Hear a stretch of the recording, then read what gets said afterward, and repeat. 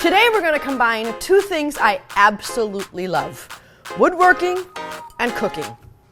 How do those two things go together? In the form of an indoor herb garden.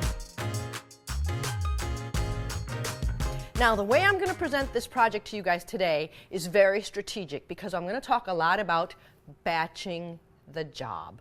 What does that mean? We're going to do all of our cutting all at the same time. We're going to use the drill press all at the same time. We're going to use the jigsaw all at the same time. We're going to use the router all at the same time. And in order to get started, we're going to make an organic stain. Really easy. We're going to use a quart of vinegar.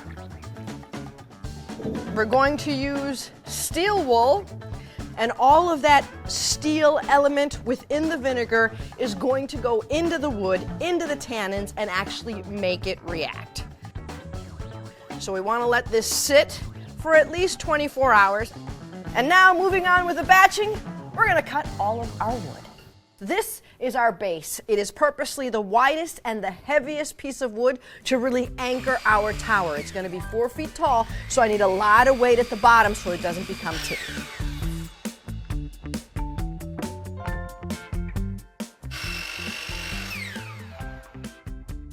These are our last two pieces. This is actually going to be the front face on both front and back, but I'm going to give it a little bit of an extra cool look.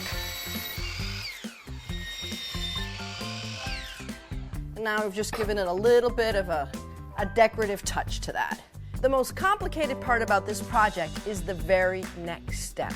We need to ensure that our threaded rod aligns from the base through all of the pieces that are going to support the pots up to the top cap. We're leading first with the very center of the piece to then incorporate a hole that I've already measured, and I know that this is a 6-inch pot, but I want it to sit about here, so I need that hole to be 5.5 inches. And that all starts from the very center, and then we're going to draw a line from side to side. So I'm just going to go right into the center here. I'm going to lift up. There's my hole. Now I'm going to use a trammel arm. So one point has a pencil mark in it, and the other point has a space where you can actually set into your center. Now I need 4 holes, 3/8 of an inch, that will be exactly the same. I know that this is my perfect line for my diagonals, and just to make it easy, I'm gonna go wherever it's 1.5 inches from the edge, and where it lines up is where we want to go.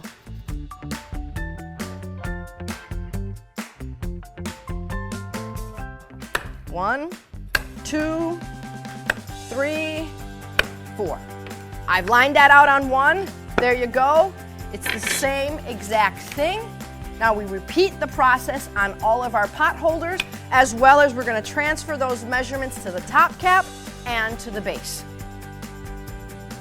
This takes a little bit of patience, a little bit of time, but if you do take your time with this part, you're going to save yourself a lot of heartache and having to start all over again with another piece of wood further down the line. Let's take this all over to the drill press, and I'll explain exactly what I'm doing with some visuals.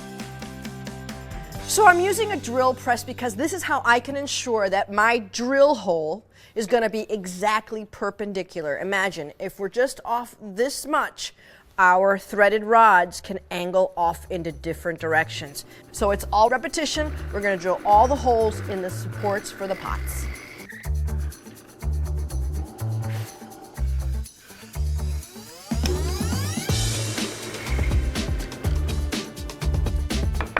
So now we're moving on to the base and the top where the threaded rods are going to go through, but I don't want the nut to protrude on the top or the bottom. So what we're going to do is we're going to trade out our 3/8 inch bit and use a force.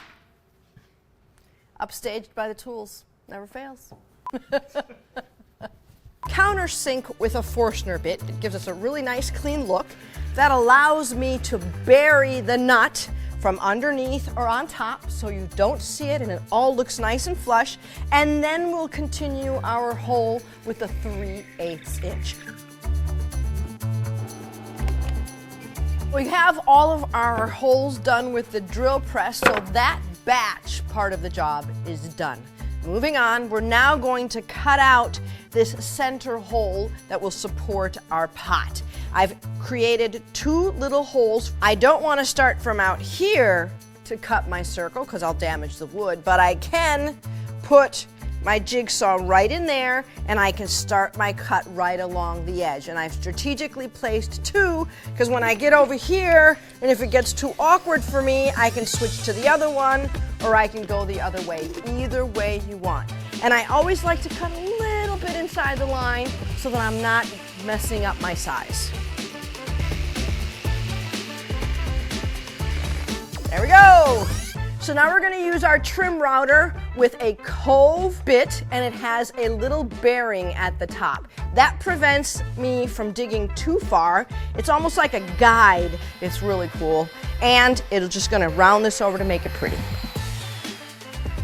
Going to use a little bit of sandpaper just to smooth it out, get rid of any tear out or fuzz, and we'll do the bearing bit on the back side as well.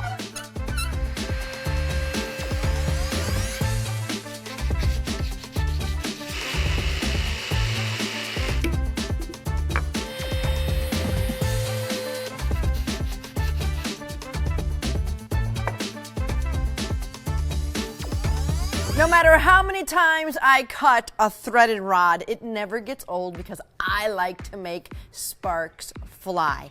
There's just one little tip and a trick to make this thing go really smoothly. If you've ever cut into metal, you kind of get a sheared edge, and we need to preserve these threads. So if we cut through with the angle grinder and we don't preserve the thread, we'll never be able to get a nut back on. So all you have to do is I've threaded 2 nuts beyond my cut point. I'm going to cut through, and while the metal is still hot, I'm going to use a wrench and twist it over the threads, and it'll straighten them back out, and I'm going to preserve the threading in the rod. Just got to be careful because it's hot now that we just cut it off. Now let's just test it. Let's see how well I did. Yep, we preserved the threads. That's the secret. And we're going to cut 3 more.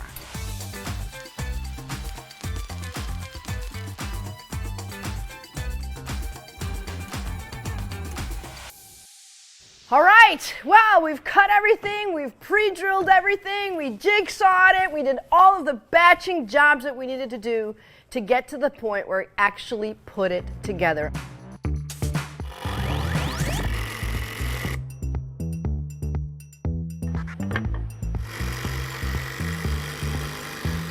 Yes, sirree, Bob. So now we're ready to apply our organic stain, and the cool thing about it is that it's really forgiving. Just slop it on, let it do the work, and you'll be amazed how cool it looks.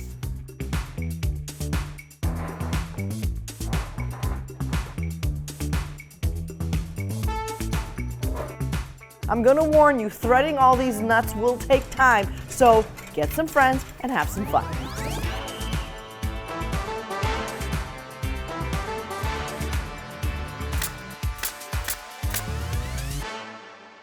I love it when a project comes together. What's in your head comes to life, and here we have our indoor herb garden. To me, what makes this piece really stand out is that vinegar and steel wool organic stain that we applied to the cedar to make it look weathered and almost artisanal. You can adjust the plants as they grow, and as you trim them, they should stay within this space. The one added feature that I decided, honestly, very last minute, was this little metal tray at the bottom. I wanted something to catch the water, so I poked holes just like I did with the wood for the threaded rods, sealed it with silicone so we're completely waterproof, added some stones just for a little bit of look, but it just kind of, to me, really completes the whole marriage between wood, metal, and plants. And honestly, it's a very easy project that I know all of you can accomplish. For this and more, visit us at familyhandyman.com.